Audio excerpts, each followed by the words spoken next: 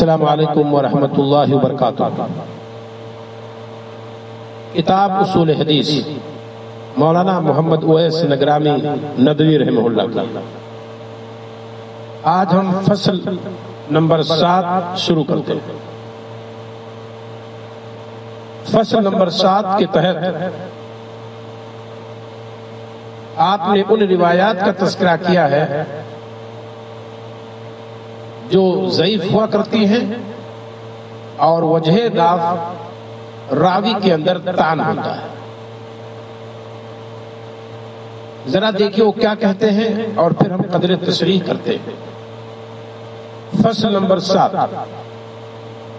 کسی حدیث کے ناقابل عمل ہونے کا دوسرا سبب طعن ہے۔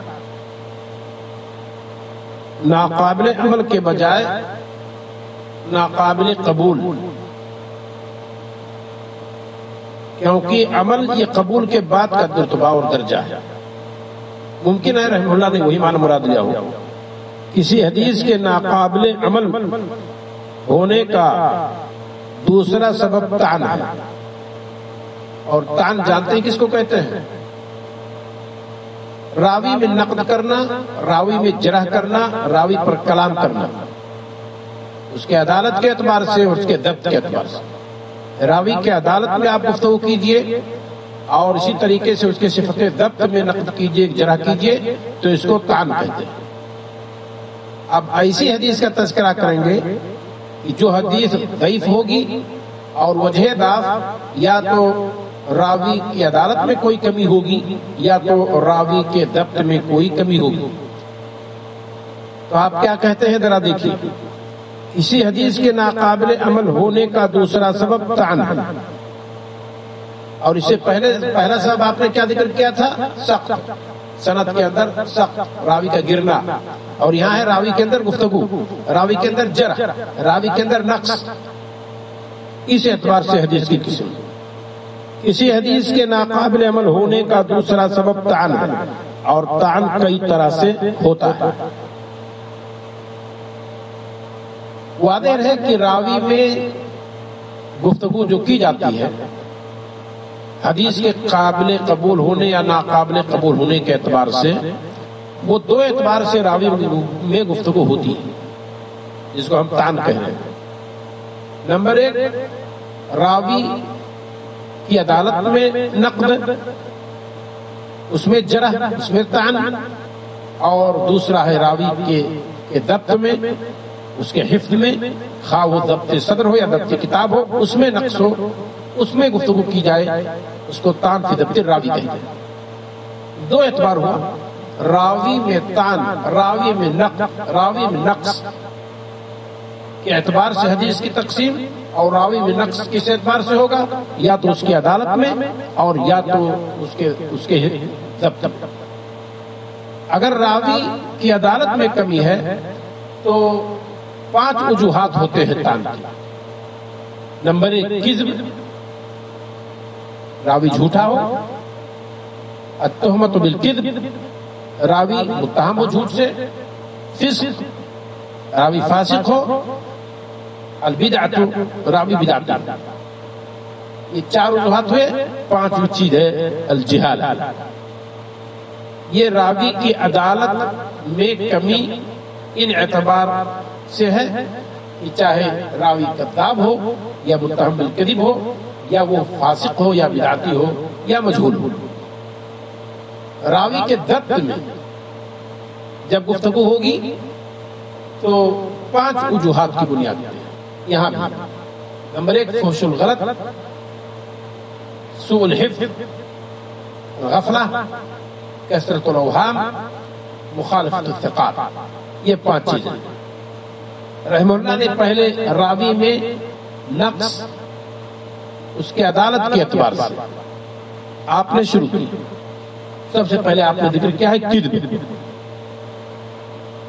کہتے ہیں کذب کا لغوی معنی آپ جانتے ہیں؟ ضد صدق، حقیقت کے، صدق کے جو خلاف ہو وہ کذب ہے۔ واقعہ کا، خبر کا واقعہ کے مطابق نہ ہونا، کذب۔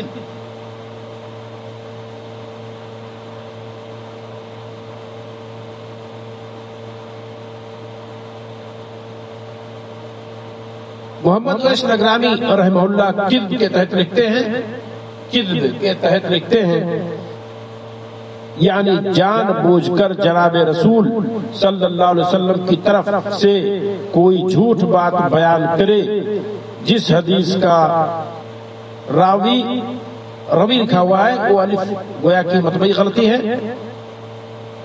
ساقط ہے یا گر گیا ہے، جس حدیث کا راوی قصداً جھوٹ بنا کر بیان کرے اس حدیث کو موضوع کہتے ہیں۔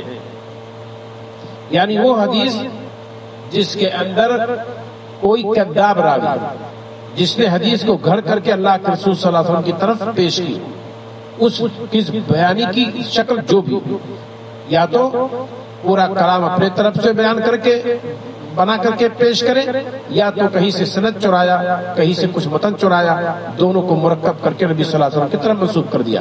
جو بھی شکل بنے اس کی تفصیل بہت زیادہ ہے اور یہاں ہم سب بیان نہیں کر سکتے۔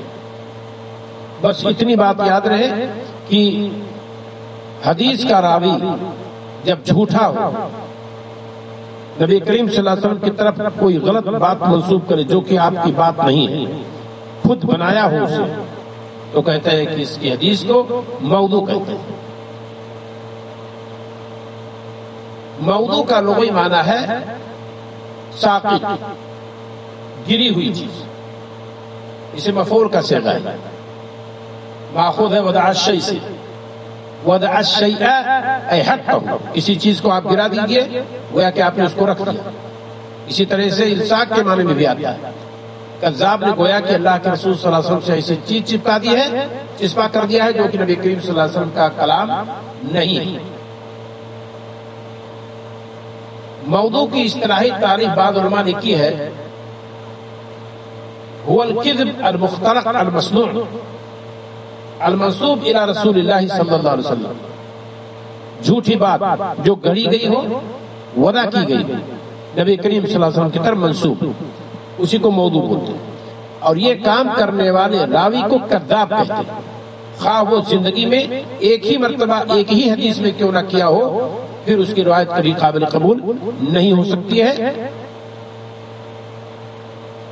اگر اس نے اللہ کے رسول صلی اللہ علیہ وسلم کی حدیث میں کبھی درو گوئی سے کام کیا تو یہ ہے کذب۔ اللہ رب العالمین ہمیں اور آپ کو احادیث رسول میں احتیاط برتنے کی توفیق عطا فرمائے، اور ہر اعتبار سے ہم اس میں چاق و چوبند رہیں کہ ہمارے بیان میں کسی بھی اعتبار سے کذب نہ آنے پائے۔ اللہ کے رسول صلی اللہ علیہ وسلم فرماتے ہیں، من کذب علی متعمدا فلیتبوأ مقعدہ من النار، جو جان بوجھ کر کے میرے اوپر کوئی بات گڑھے اس کو چاہیے کہ اپنا ٹھکانہ جہنم میں بنا لے۔